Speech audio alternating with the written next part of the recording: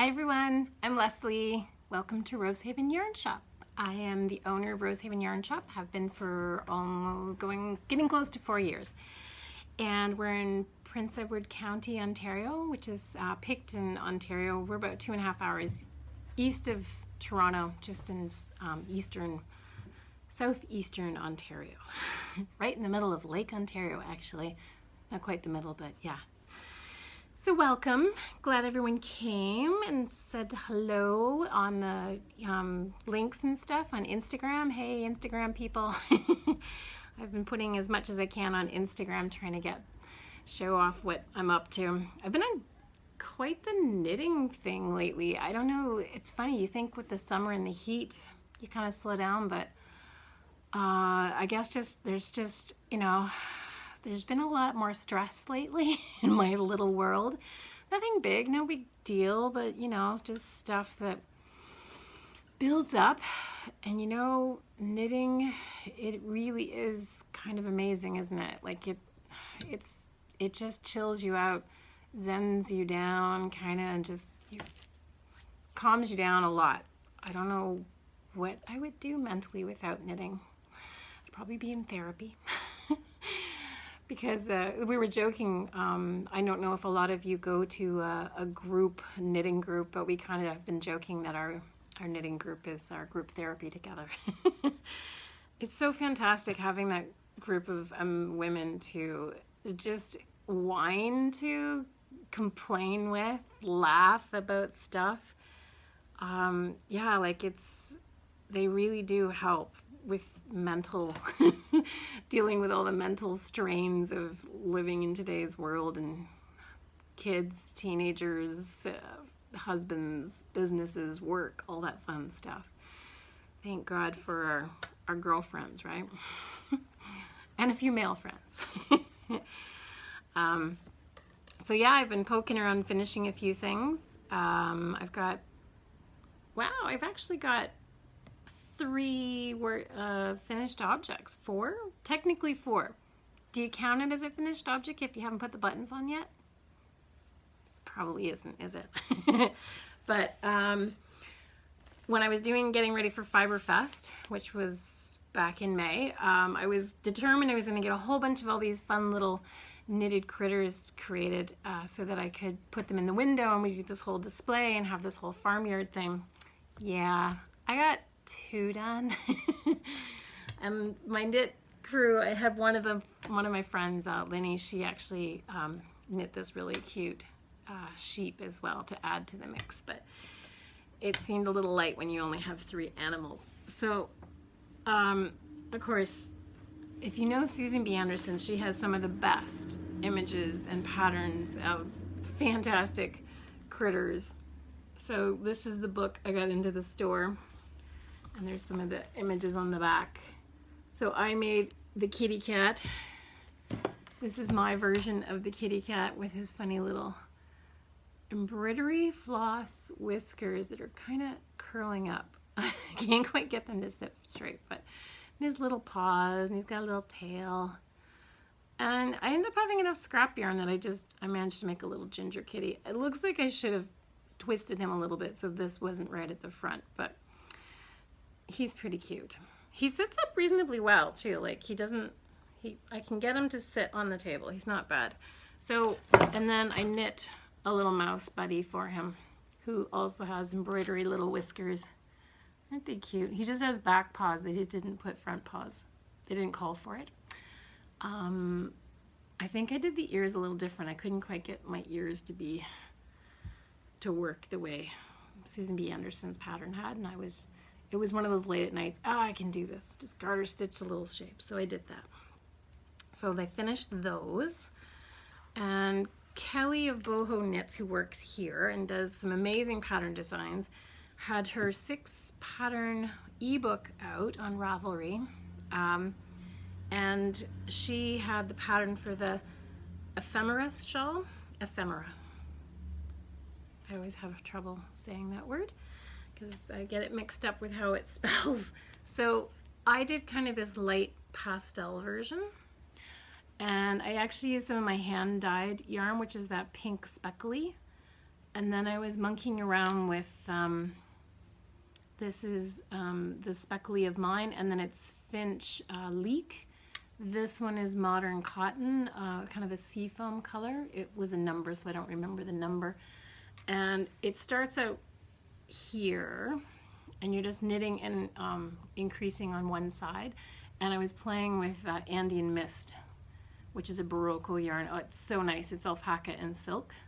So I was carrying it along, and then I wanted a little bit of fuzzies because I knew I wanted to use the Andean Mist because you don't get a lot in a ball, but I wanted to use it for the ruffle part at the end. And so I brought it into the beginning because I know when you wear it, the point and the ruffle will kind of be seen at the same time when you wrap it around.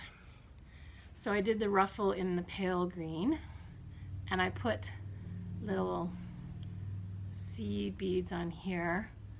But you can't really see it on the green. So then I moved them up instead of so that they weren't on the very edge in the pink ruffle. But it's so pretty. It's funny, I don't wear a whole lot of pastel, but again, it was I just need something that's, I don't have to think too hard about. I can relax and just knit and have color therapy because it was gray and non-stop rain here for quite a while. So I did that, finished this one.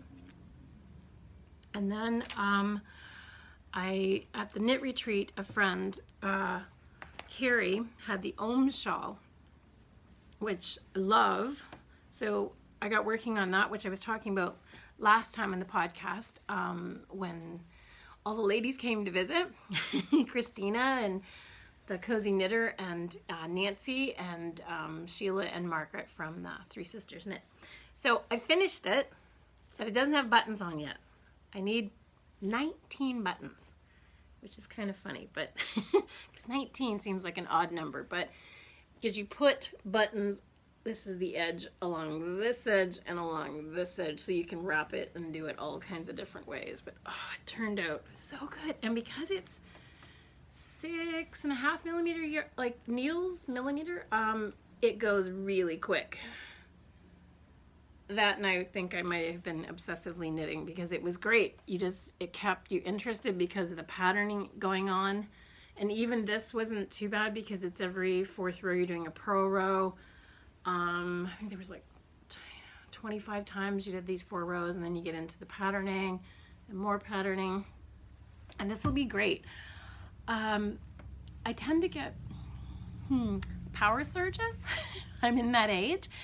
And I get warm, and I can't wear sweaters. I haven't been able to really wear a sweater in probably winter, 2 winters now. I just get hot.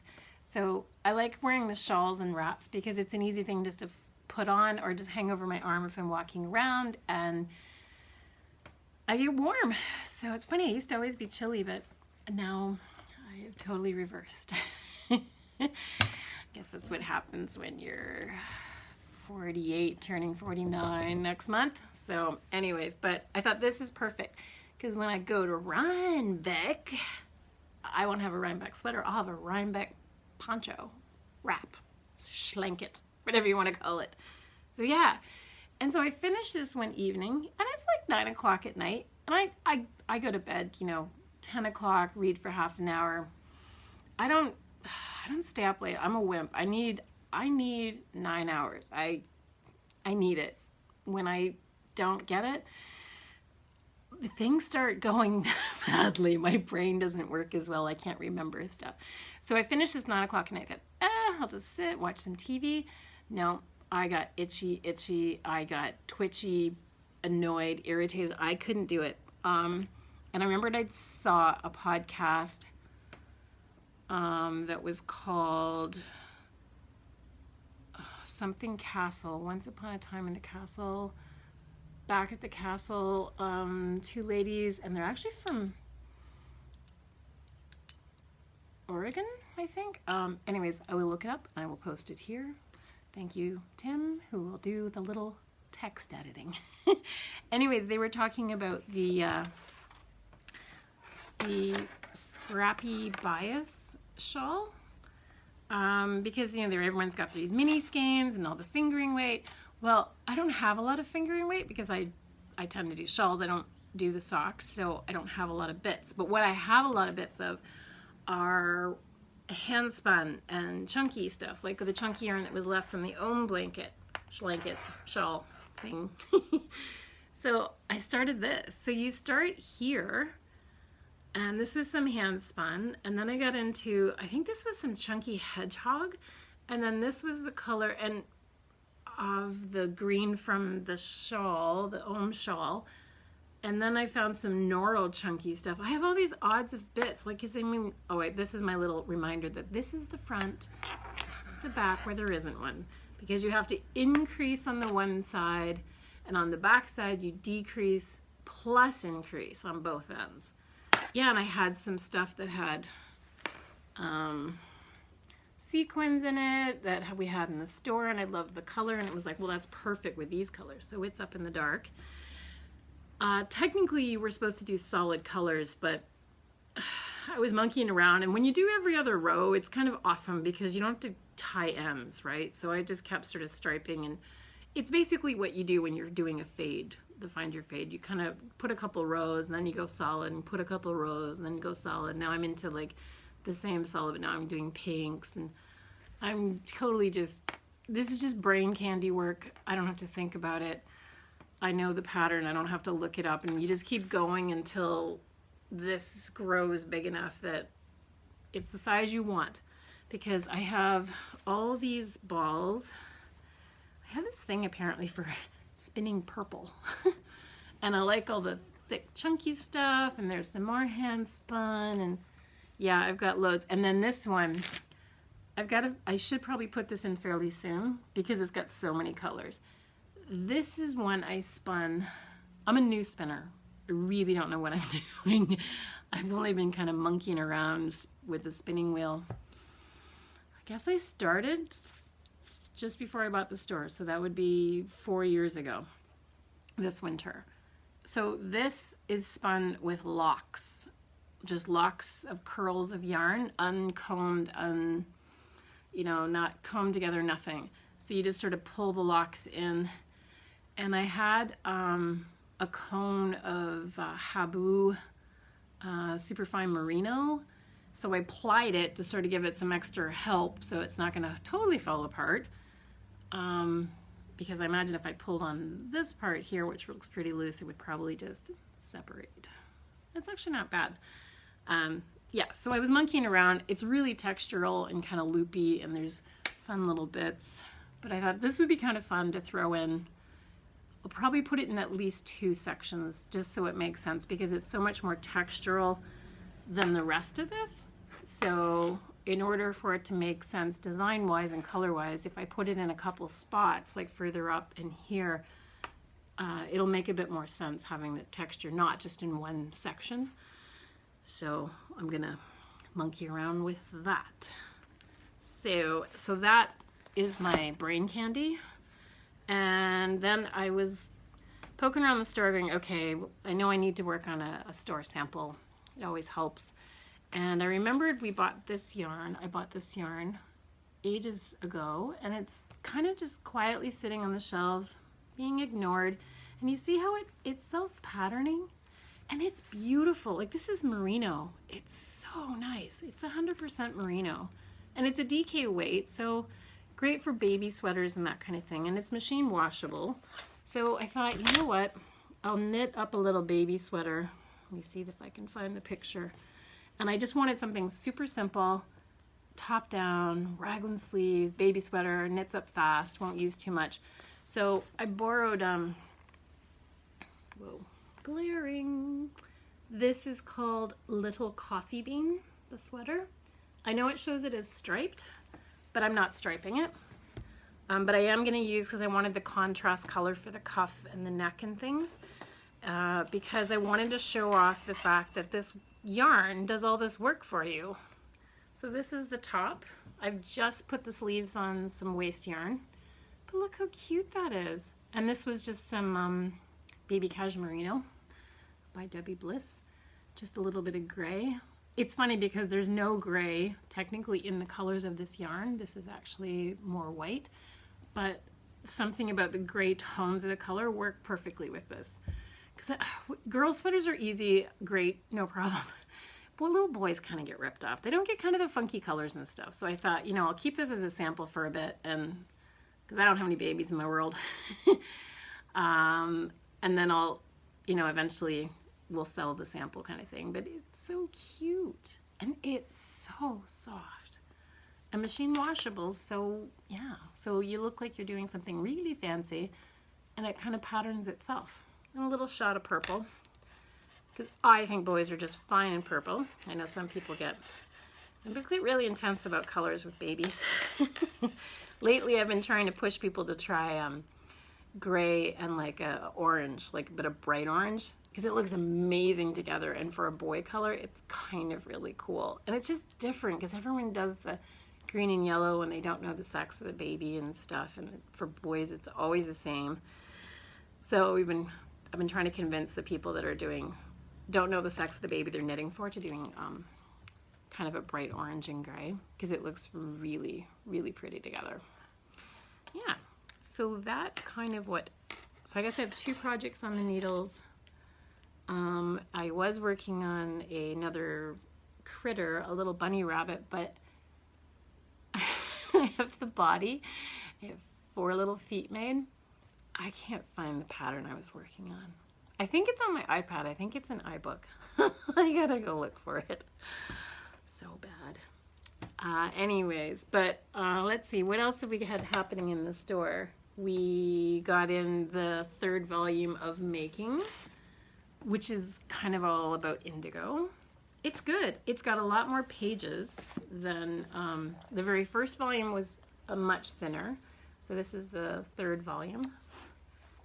Ugh, flies buzzing around or something. But there's some great stuff in here. And you know, if nothing else, the photographs just make you relax. I don't know if it's sort of the soft hues or something. They just, Susan B. Anderson, little giraffe. They're just soothing. That's what it is. It's soothing. And she's got some stitching and sewing and blueberry. I think this is kind of cool. This is just a canvas cotton bag, but you stitch it, I guess, and it makes it sit up. Kind of cool with little things. I can't sew. I mean, like, I really can't sew. Sewing on buttons stresses me out, hence the Shawl being buttonless.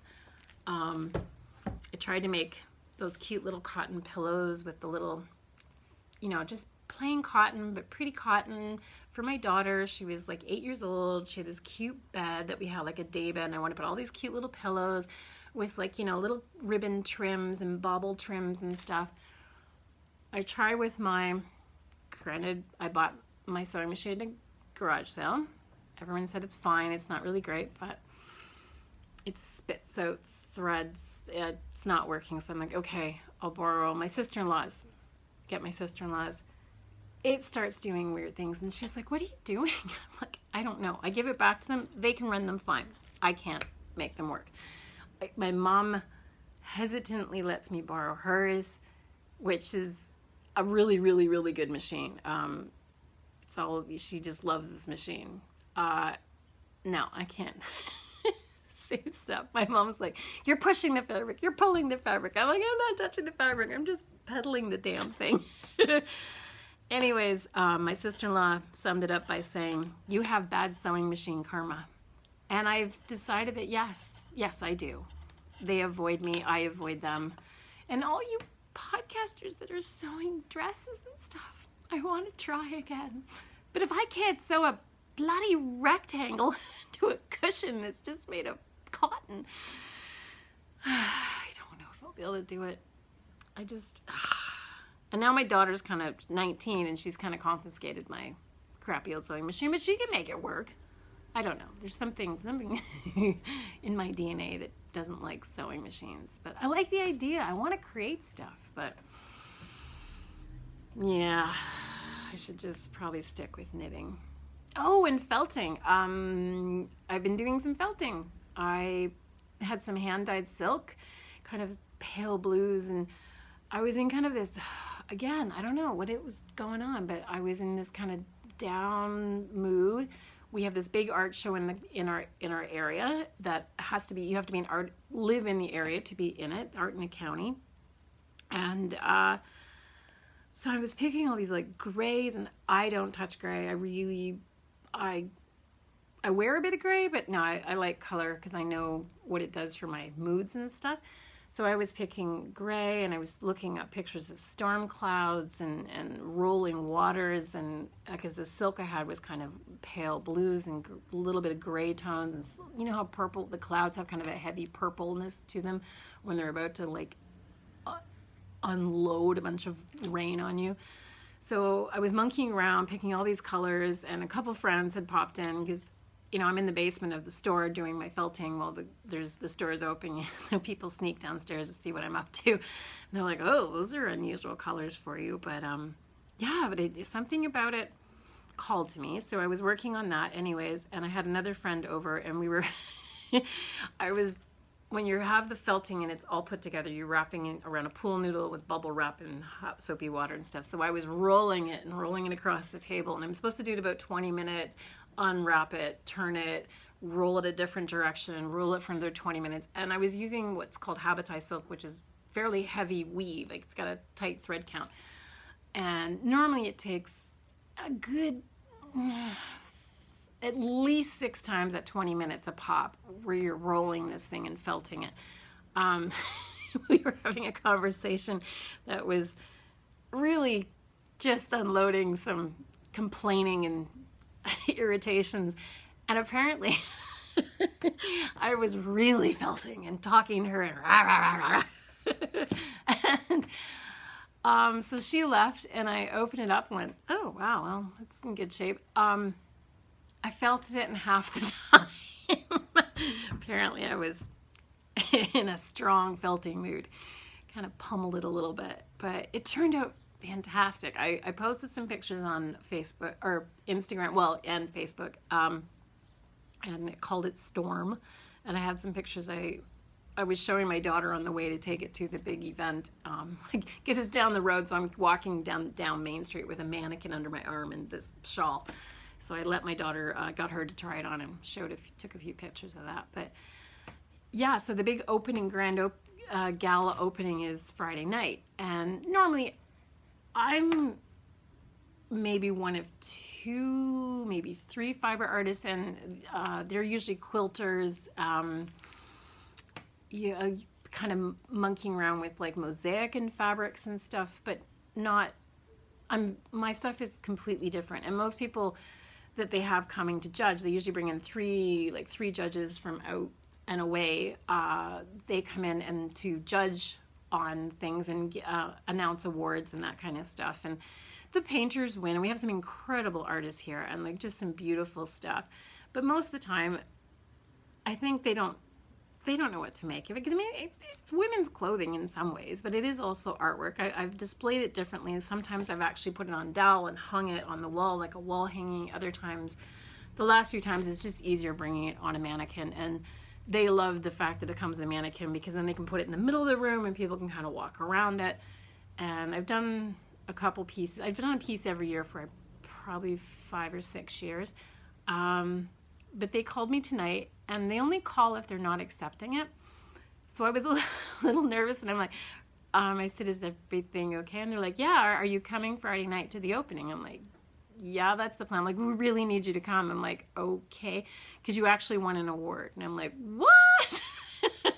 So I think they only give out 3 awards for the entire show, and apparently my shawl won. So crazy. Yeah, so I'm going Friday night to accept an award. I'm not supposed to tell anybody, but I have a feeling by the time this podcast airs, it'll be past Friday, because by the time I give this video to my husband, and he very kindly edits it and puts little blurbs in and stuff, and he's busy, he's got his own job, so it usually takes about 3 days, and it's Monday today, so yeah. I think I'm safe telling you, I won an award. I don't know which award, because sometimes it's an honorary mention, sometimes judge's choice. I don't know. I don't really keep track of it. I like to go and see and support all the other artists, local people, and see what they're doing. So, yeah. And actually, and this week on Wednesday is summer solstice, longest day of the year, and it's first day of summer. So happy solstice. And Tim and I got married in summer solstice here in the county. Strangely, we used to live in Toronto, and we came here to have an outdoor wedding at my parents' place, and it's been 20 years. When the hell did that happen? I still like him. He's funny. We have a great time together. We were out driving around on our motorcycles on yesterday and the day before, running around. It's really fun driving motorcycles here because you get to zoom around corners, and there's lots of ups and downs and corners and water views and stuff. So I have just sort of a medium-sized bike. It's a 550, but it's actually faster than Tim's. So he has to keep up with me. He lets me lead. Sometimes I like to zoom in the corner so you can lean. It's fun. Anyways, so yeah, we're having a big dinner with a whole bunch of our friends at Isaiah Tubbs on Wednesday night to celebrate, drink some wine, and I've told my kids they have to come. My parents are coming.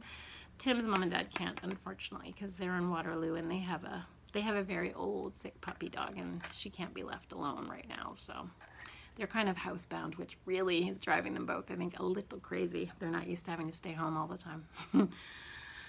So that's the exciting week. And then we have the awards show on Friday. So yeah, and I'm doing a yard sale on Saturday. I don't want to do that. I don't like doing yard sales. They're a pain. Get up really early Saturday morning. But our Galloping Goat gift shop, we closed in last October, Thanksgiving. So now I've got a whole bunch of stock that I still haven't moved and sold, and I've got a few people that are buying stuff off me and selling it in their shops, but there's still so much stuff. I gotta move it, try to have a sale, so we'll see what happens.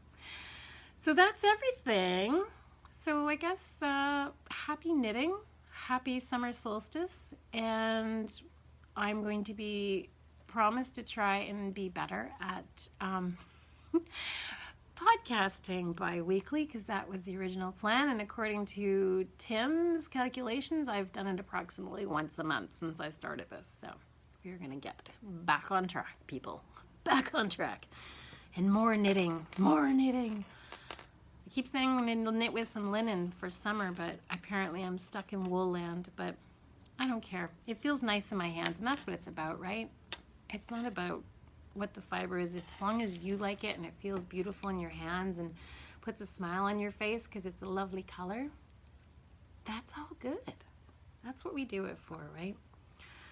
So I hope everyone's doing well. I hope you all have a fantastic bunch of friends that you get to hang out and knit with and enjoy their company and have lots of laughs. And I hope knitting is helping you join the community and be a part of the world around you, because it really does help a lot. And if you haven't joined the knitting group in your area, go try. You know what? Because knitters are really pretty awesome people, and they love to know who you are and what you're doing, and they're pretty welcoming in most places. Most people have no problem having new people show up in their group. We have it all the time. So go try it. Don't be afraid. It's okay. We're with you in spirit, all of us knitters. So go hang out with a group of ladies and find out how much fun it is, because they're pretty awesome people out there. All right, bye guys. Take care, and we'll see you in a couple weeks. Ciao.